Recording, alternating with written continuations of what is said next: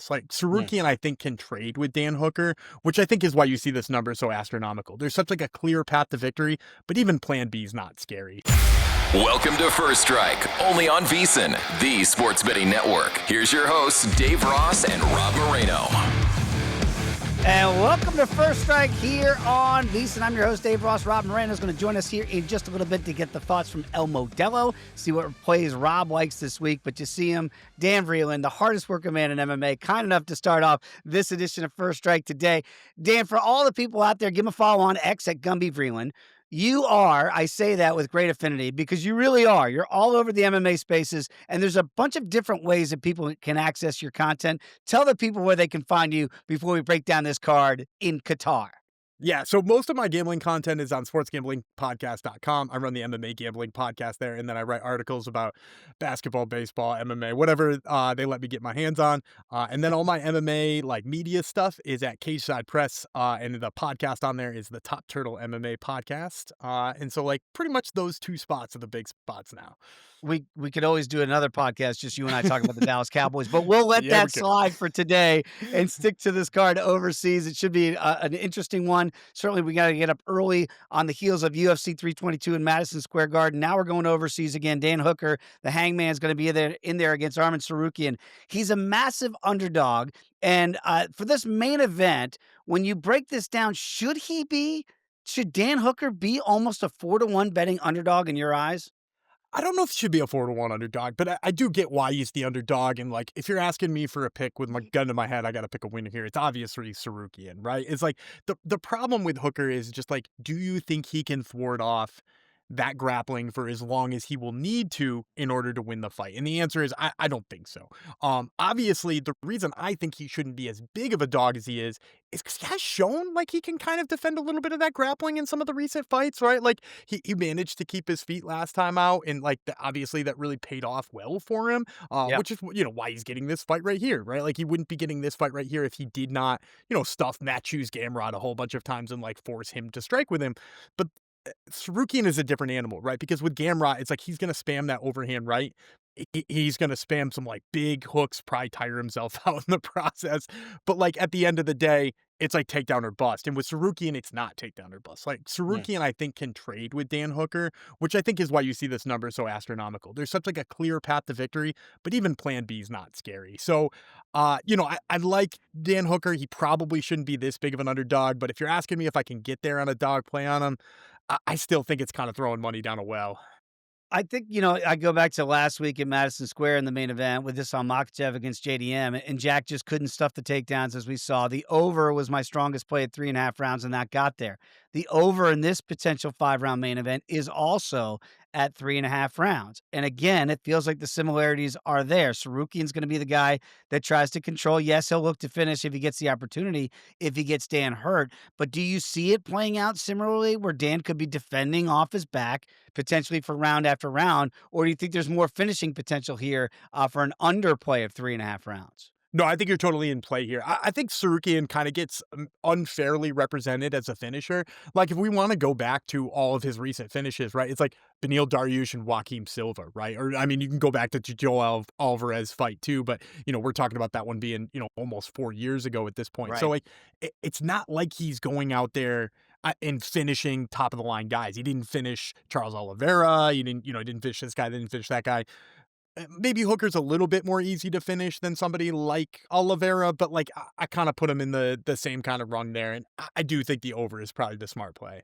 Yeah, again, with that Chucky Alice fight, man, Charles at the end of that fight, I thought he was going to stop Arman Tsarukyan. That was a Pretty 3-round close. fight there, right? So pretty crazy how that thing flipped around. All right, I should, I'm remiss for not asking you the question I always like to ask you when we start, which is the fight that you can't wait to watch versus the fight that you can't wait to wager on.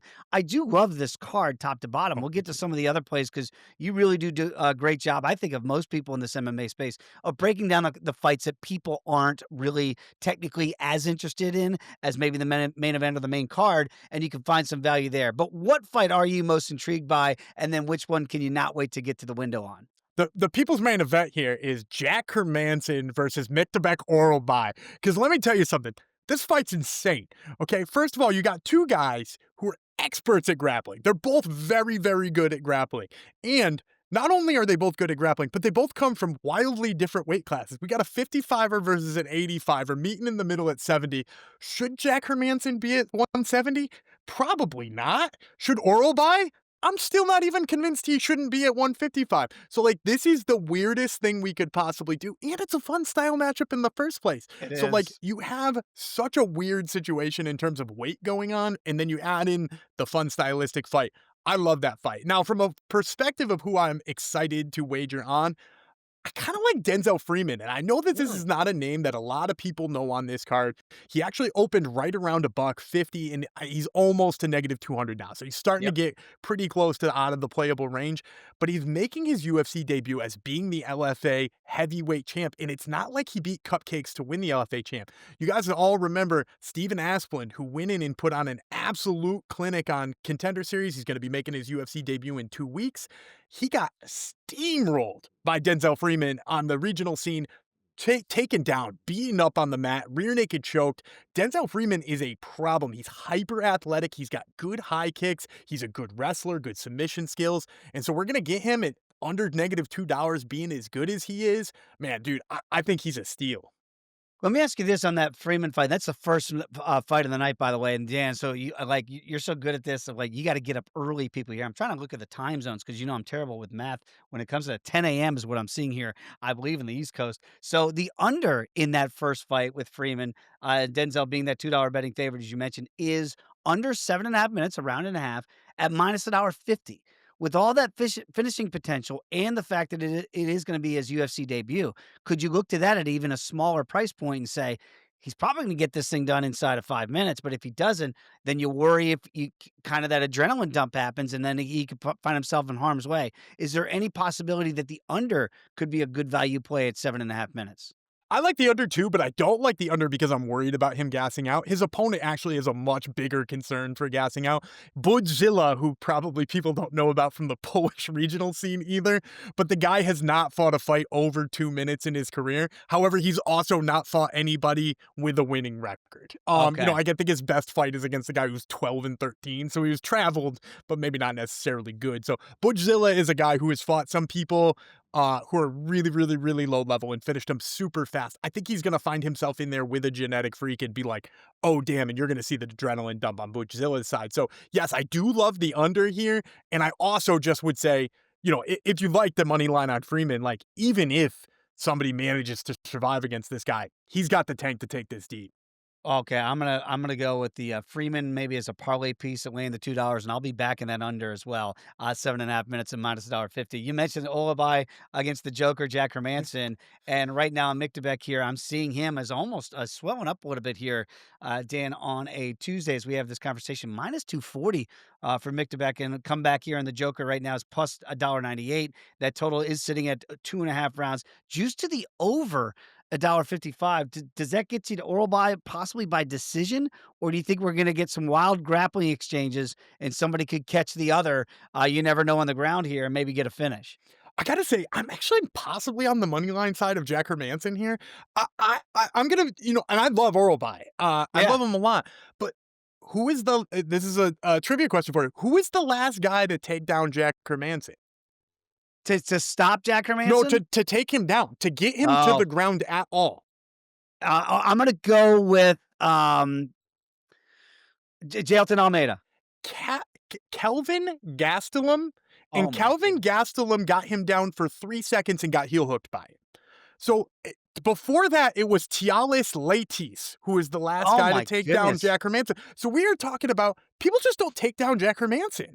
And that's up against Joe Pyfer, who went 0-6. That's up against, Marvin Vittori. That's up against like big buff 185ers. That's not up against 155ers who have found a way to miss weight enough times. I think Jack Hermanson has a good chance of keeping this on his feet. And like you saw when he fought Joe Pyfer, he has a way of picking you apart and fighting you in the worst way possible Right. visually. And I could see Oralby getting really frustrated by that and tiring himself out, throwing wild. So personally, I'm just going to love watching this fight and the weirdness of it all together. But if you're telling me, like, I got to find a way to get in on this, I think I got to be on the Joker money line. Of course, I gave you a fight that never existed, but, weight classes be damned. It's like it's just hard to imagine Well, somebody you thinking got to remember, Jelton's a 205er. Like, people right. joke about him being a big heavyweight. That dude belongs at 205. Get me him back against Pereira. Exactly. Those are the type of fights I'd actually like to see. I do have to ask you about a couple of the fights in the main card. One I'm fascinated by. It's Bilal Muhammad, obviously the former champion, against Ian Machado Gary, and Gary's only loss was against Rachmanov, and we saw with that fight the way that played out. And he actually, I thought, accounted himself pretty well in defeat. So this is now just a 3-round fight. The over is juiced at 2.5 to minus $3. What do we make of Bilal at plus $1.90? Do you think he shoots some more and tries to get Machado Gary down to the mat here? I think he is going to try. I think the difference for me here and why I do like the Gary side is I just think the footwork's too good. When you think about a guy and I know we've referenced this before we were even on air. When you think about the way Michael Morales treated Sean Brady this Wow. past weekend, which was, maybe it's the most underrated performance of the weekend. I know everybody's talking about Agreed. Islam, everybody's talking about Valentina. I'm talking about Michael Morales because his performance was perfect in every way. And when you look at that performance, he came in and it's his footwork and it's his positioning that kept him away from those takedowns. And I think Ian Gary has a little bit of that in him. He has the ability to adjust. He knows what he's going into in this fight. And with Shavkat, you got to worry about his hands too, right? Like, Shavkat will Yeah. sleep you with the hands. Are we worried about Bilal sleeping you with the hands? I mean, like, he got Brady. I'll give him credit for that. Yep. But we're probably not worried about him winning a striking battle with Ian Gary. So, like, as long as Ian Gary goes in there and plays safe, which, like, he's not been pushed to being exciting, right? Like, the fans don't encourage this guy to put on a fun fight, and, maybe wanting the title shot will. But, like, I just see him playing it really safe, keeping his footwork away, and picking and prodding, and I think that's why you see the juice on the over. I mean, that's some big time juice here. And again, it does feel like one of those fights. I wish it was 5 rounds, but you only got 15 minutes potentially to work with here, so you can see why that is juiced heavily to the over there. So, Dan, on this fight card, which is really deep again, so everybody here, if you're on the East Coast, wherever you're listening here to First Strike, you're gonna have to set your alarm clocks and get up to watch some of the early stuff. What do you have your eye on early on in this fight that you think you might find some value here early in the week? So you mentioned, needing to use Freeman as a parlay piece if he gets up there too high, and if you don't like Yep. the juice on that. I would suggest pairing him with Luke Riley, another newcomer to the UFC. The UFC tried to sign him to Contender Series like 2 or 3 times. And I don't know if it was visa issues or injury issues, but he wound up having to pull out of a lot of those fights, and they were Hmm. super intriguing. He was supposed to fight like Kevin Vallejos and like a lot of Yeah. fun featherweights. So, like, he is here debuting against Bogdan Grad, and I know Grad comes in with a little bit of a chip on his shoulder following some of those recent performances, but Riley is so fast and he brings such a pace. I think it's just going to overwhelm Grad, kind of the same way he did in Grad's first time on Contender Series. So I like Luke Riley to pair him with them there. And then the other one I can't understand. Why is Kyoji Horiguchi being disrespected by the books? Right? Like, was this not one of the best flyweights in the world once upon a time? And, like, yeah, he's Oh, fallen off a little bit. He's not the one who I thought was probably a title challenger / possible champion once upon a time. But he's better than Talir or Takeru Lambakov, right? Like, at least I would think so. And at plus 170, it's at least worth finding out what's left in the old man's tank. And I mean, he's not even that old. I say old man, but, like, not even that old. But, like, I feel like he's well-rounded enough that he should be able to deal with the takedowns at Ulambakov and probably piece him up on the feet. So, yeah, I like Horiguchi, and I like Riley as a parlay piece there. yeah, Horiguchi right now, as you mentioned, almost $1.70 plus $1.66, and that over is juiced heavily, 2.5 rounds at minus 280. Boy, maybe a little Horiguchi by a decision prop. You can really get a nice price point there. I'm picking up what you're putting down.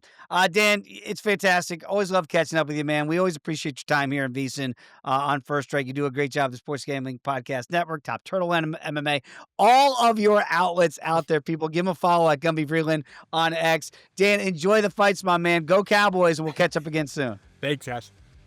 There he is, Dan Vreeland. When we come back, El Modelo, Rob Moreno, what do the numbers bear out? That's next right here on First Strike.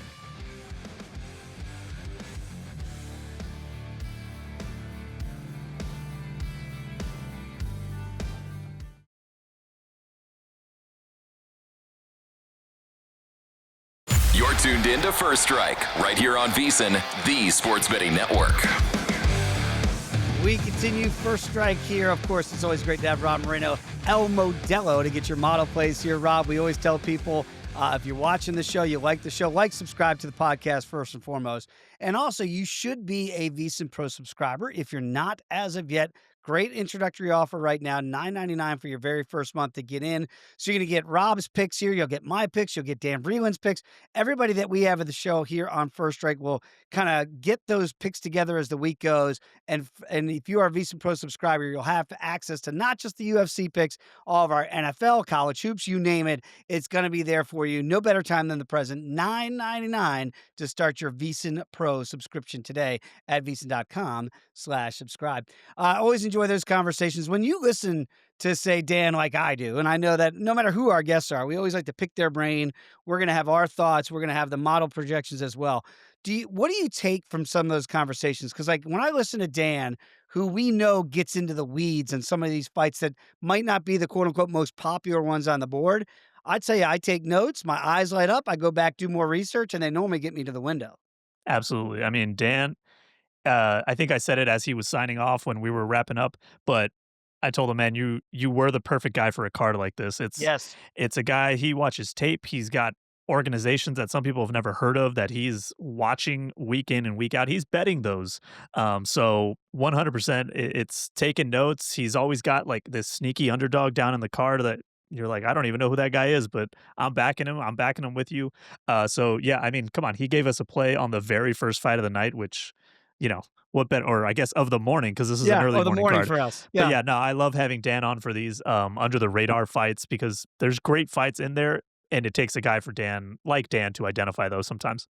And it'll never be like the NFL, right? We get it that UFC, MMA in general is a little bit off the beaten path for some in the betting market, but like the NFL lines are so tight each and every week. The public's going to win, sharps going to win. Obviously, I do feel like in the UFC and certainly MMA at writ large, with Dan scouting all these other non-UFC organizations, that's where you can really find some of that value. I wonder in the main event when we look at the Modelo projections here for the Hangman Dan Hooker against Arman Tsarukyan.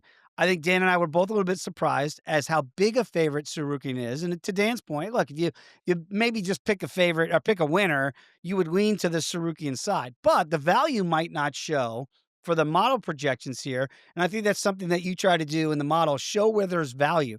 Are you finding value in this main event at all? Currently, no, I am not. You know, like you guys said, if you're just trying to pick a side, yeah, everything does lean towards Tsarukyan here. Yep. We obviously know what happened in his last scheduled fight. He was supposed to fight Islam Makhachev, a rematch, actually. 24-hour notice, he had to pull out whatever injury he had going on. He's been gone since. And so he's technically still on a 3-fight win streak, but it feels like he came off a loss kind of in that situation. Yeah. You know, and sorry, 4-fight win streak. So he's 9-2 in the UFC, but it does feel like he's coming off a loss after losing that title opportunity. Dan Hooker, 3-fight win streak, and he's still a dangerous guy. I mean, he's a guy that's always game to give you a fight of the night type of performance. He will have a 3-inch reach advantage, but it really feels like the only shot he has is in forcing a striking type of fight. Absolutely. And Tsarukyan just doesn't seem like a guy who's going to throw out the playbook and get into that war with him. You know, Tsarukyan has a 76% XR percentage, so he knows how to play his game. Dan Hooker's 59%, and you expect that with a guy who's out there just let's just swing and let's see who comes out on top type of fighter. Dan Hooker, 5.03 significant strikes landed per minute. Fantastic, but he's absorbing 4.72 per minute. He just gets into some wars. He's willing to eat those shots. He almost wants to get hit in order to really give you a fight. He's a chaotic type of fighter. Arman Tsarukyan's much more precise, disciplined. 3.79 landed is a little bit lower, but a positive 1.95 differential. So he's avoiding almost all the damage. He just wants to get in, take you down. We've seen this recipe before. Dan Hooker obviously has some power, but Arman does have 3 knockdowns scored, and it all just comes down to that control in the cage. He's got a 78% control rate, 30 takedowns. It's only 37% accuracy, but he's averaging about 6.10 takedown attempts per 5 minutes. So he's going to be pressing Dan the entire time.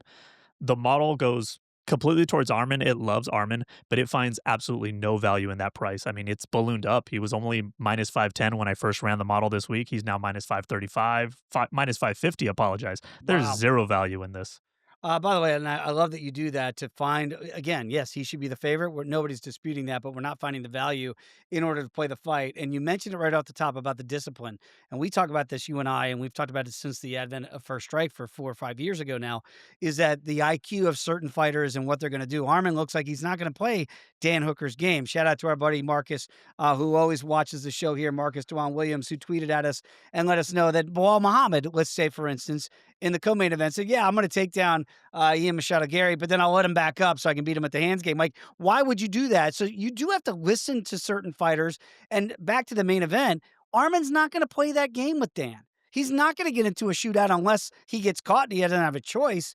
And all of a sudden he's sprawling because he's hurt. But if he's got a choice, he's going to shoot, take the fight down to where he has a massive advantage. And if people think it's an unflattering style of fighting, so be it. He's going to walk out of there the victor. He's and especially considering what he just talked about, where it feels like he's kind of coming off that loss by losing that title shot. He needs a win. He Yep. needs a win to stay in good graces, to stay in that mix. Preferably an impressive win, but at the end of the day, a win is a win. And for him to say he's got a 5-fight win streak is a much better argument than going out there trying to put on a show and getting knocked out by Dan Hooker. Totally agree. So again, there might be a pass for us right now, at least here as we record this on a You Wednesday. could look at the props. Yeah. Currently, the odds kind of tell you, I think, that it leans towards a knockout by Armin. That's what the favored odds are. But decision kind of seems the more likely thing if you're looking, because Dan Hooker's a durable guy. And you know me, I like to get to those sweaty overs here, so might be playing that over 3.5 again, like we did last week. Got home in the main event. Let's talk a little bit about the fight that Dan and I talked about with Miktabek Orabai against Jack the Joker Hermanson here. I love that this of the entire fight card. This is the fight that Dan can't wait to watch because he gets into the weeds of that stuff of what we're going to see on the ground and how crazy the exchanges could be between these two guys. And again, kind of shifting weight classes to get to this fight here. What does the model show you? And Jack is normally a pretty durable guy, but then as of late, sometimes the power's gotten the best of him to get KO'd. Do we see finishing potential in this 3-round bout? Potentially. And maybe I'll surprise you with who we find value here, but Ooh. and it is a strange weight class thing. Last week we had 2 fights where we just had to take the data because there's new weight classes. This is a very unique situation that I think Dan touched on, but it's, Hermanson's a middleweight, but he's moving down in welterweight for some reason for this fight. Oralby, now he has spent most of his career in welterweight, but he hasn't been a welterweight since 2023. He fought so far in the UFC 4 times. 2 of those have been of catch weights. His most recent 2 have been catch weights at 160 and 165. He has 1 welterweight fight and then a lightweight fight. So I think Oralby is still figuring out where he fits at the UFC. So it's a very weird matchup as far as weight classes go, but we take the data we have and we go from there. Hermanson obviously coming off that KO loss to Gregory Rodriguez, which we know it's RoboCop, man. What are you gonna do? Yep, that's it. And he is 6-5 since 2019, and he's literally alternated win loss, win loss, win Yeah. loss. So if Hermanson's following the trend, maybe we get a win here. Ooh. Oralby is 3-1. He's got that slick Kimura he had in June. Jack is 37 years old, and that's obviously a concern. Like where's his career going as far as the next step in the division?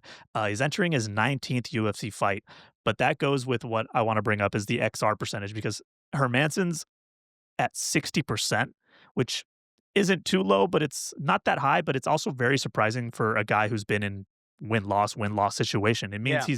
he's game, he's war, he's willing to do what it takes to at least steal a round here and there. Oralby is very strong, mid 60%, but he's 3-1. That's expected. But we got to take their strength of schedule into account as well. Hermanson's been in there with some tough dudes. And I think Vreeland talked about it. When was the last time Hermanson even got taken down, right? He said Kelvin Gastelum. That was back in 2020, I believe. Yeah. So Hermanson's a tough dude to keep down, take down. Will Oralby be able to do that? Obviously, the striking leans to Jack. He keeps a distance at 72%. He's got 5.13 significant strikes landed per minute, a positive 1.43 differential, 81% takedown defense, by the way. So he's going to be a tough guy for Oralby to move around and get down on. Now, Oralby, it doesn't mean he's going to give up give up trying to get the takedown. He does have a 79% control rate. 17 takedowns already scored in his 4 UFC fights. He's attempting 10.36 takedowns per 5 minutes. Wow. So even if the striking gets chaotic, he's not going to give up pressing against Jack. So Jack's going to have to create that distance. Now, crazy enough, Oralby only has a 40% takedown defense. So if Jack wanted to get fancy on it, I don't know if he would risk that. As we said, stick to your game plan. But the model produces actually a 64% win probability for the underdog in Jack Hermanson. Wow. And there's a path there if you think about the weight difference, his takedown defense. Can a guy like Oralby actually get him down and keep him down? I'm taking a shot at what we saw plus 205 now. When I first started writing this, it was plus 195 last night. Plus 205 on Jack Hermanson. I'll take that all day. And by the way, I think of Jack, and I say this with great respect. He's the most awkward fighter in these weight classes to figure. The striking, it's rangy, as you mentioned. It feels like everything's a Superman punch. It's not, but his technique is just so unorthodox. I'm with you that if Oralby keeps shooting to try to get the fight down to the ground, he could get caught with something coming in, or even if he gets a single leg and can't control him, watch out. That's where Jack can do a lot of damage there too. The under, by the way, you can get plus money if you do think there's a finish either way. 2.5 rounds here, plus money, plus $1.30 if we think that they're going to be able to get somebody out. I would lean towards the Jack side if you're looking to the under. I think the Oralby side would be if Mikdebek can get the fight down to the ground and control Jack, which is really hard to do, then maybe you look to an over. So maybe some correlated plays there. I mentioned to you before we were going to do this show today. I'm really intrigued what the model has because I don't like to cheat. Everybody, if you're watching the show, I don't know until Rob tells me what his numbers say. I love the polar bear. I love Sergey Spivak in this spot against Shamil Gaziv. What are the numbers showing you here with these heavies? I know it's Gaziv fight week. He likes to tweet about it, and sometimes even the body doesn't look like it's ready to go. We know his hands always are. I do think Sergey fights a lot of top guys in the division. Hasn't always gone his way. Slight dog here for Spivak. What are you seeing in the numbers? So a little behind the scenes here. When I do the rundown for us and I put down what fights I want Dave to talk about, I don't put who I want to talk about. I put the whole That's matchup. right. That way Dave has no clue as to what side I'm leaning. It's a nice little behind the scenes there for everybody. But so you're right. Sergey Spivak, he's been in there with a bunch of tough guys. Yeah. I mean, you have to hold that with high regards. You're right. Not a lot of them have gone his way. Very few of them. But they've all been tip of the sphere, as we say. Best of the best. Tom Absolutely. Aspinall, Cyril Gahn, Jailton Almeida, those haven't gone his way, but you're talking about the absolute best in the heavyweight division. Gaziv, only 3-1 in the UFC. It is a 2-fight win streak, but his toughest opponent was Rosenstruck, and he lost that fight. Yep. Right? Other than that, he's fought very low-level heavyweights, some even guys that aren't even traditional heavyweights. So I weigh that a ton because his XR percentage, Gaziv's is 65%, but he should be that high considering his opponents. Spivak's at 53%. It is borderline that red flag, but I'm taking into account who he's fought and considering some of those fights were unfortunately quick finishes on his end, but so you have to take that into account. Now, striking. They both absorb just around 4.2 significant strikes per minute. So there's going to be dangerous exchanges. So who do we want to favor there? But there is a wrestling edge in favor of Sergey Spivak here, which is surprising here. But 31 takedowns at a 62% accuracy. That surprised me for Spivak. He has a very decent control rate on the clinch and the ground, 72%. Now Gaziv does have a 97% control rate, but he doesn't. Most of that's done in the clinch. It's not a lot of that control isn't from takedowns. He only has 3 takedowns in the UFC, so very limited sample size there. He does have an 83% takedown defense, but he's only faced 6 takedown attempts. And if you look at who he's fought, not a lot of those guys are pushing the pace here as far as takedowns go. So taking that into account, the model does see in favor of Sergey Spivak here. And I'm going to bring up the 64% win probability again. The reason being is that for the underdogs and the trends I've seen in the model, 65% win probability for an underdog tends to be around the number we kind of cash at. So finding him at plus 120, I believe. Yep. Yeah, plus 120. We'll take 2 underdogs in this card. It's a small betting card for me. Man, having 2 underdogs on it, I only got to hit one of them to create some profit here. I'm so glad the model matches up with where I'm going because I'm on the Spivak side here. And I'll also say this. I do think the point you made is the sneaky point. if Spivak can get the fight down to the ground, he might not want to sit there and exchange with Gaziv on the feet. He can look to finish. And so maybe you want to take a longer shot on Spivak by sub and look at where the total is, okay, for this potential 3-round fight. It's sitting at 7.5 minutes, people, at 1.5 rounds. And it's not heavily juiced to the over at $1.35. So it's telling us that there's an implication that we think we're going to get a finish. I could see Spivak trying to do a little bit of damage with the hands and then looking around to try to get a finish in a sub here to get him out of there. I could see that fight happening that way, Rob. Cannot wait. I think this is a really sneaky good card coming on the heels of 322 last week over there in Qatar. You got to get up early for this fight card, depending on where you are. I know I'll be doing that. And also, shout out to Rob Moreno for my First Strike shirt. Yes, the official UFC betting show here. And I might be biased, but the best betting show that's out there that you can find. So again, like, subscribe, wherever you get your podcast, wherever you're listening to this. We really appreciate all the support. Rob, I'm going to miss you on Thanksgiving week, but the UFC is off, and that means you and I are off for a week. We get a little break. It doesn't hurt. As much as we love doing the show, as much as we love betting the UFC and watching the UFC, it's nice to hit a little break and enjoy a Saturday here and there. So yeah, no show next week, but we'll be back. We'll be back in December, kids. So everybody have a happy Thanksgiving, because this will cover us all the way through the first holiday here. And then we'll see you back here in December for the next edition of First Strike here on VSiN.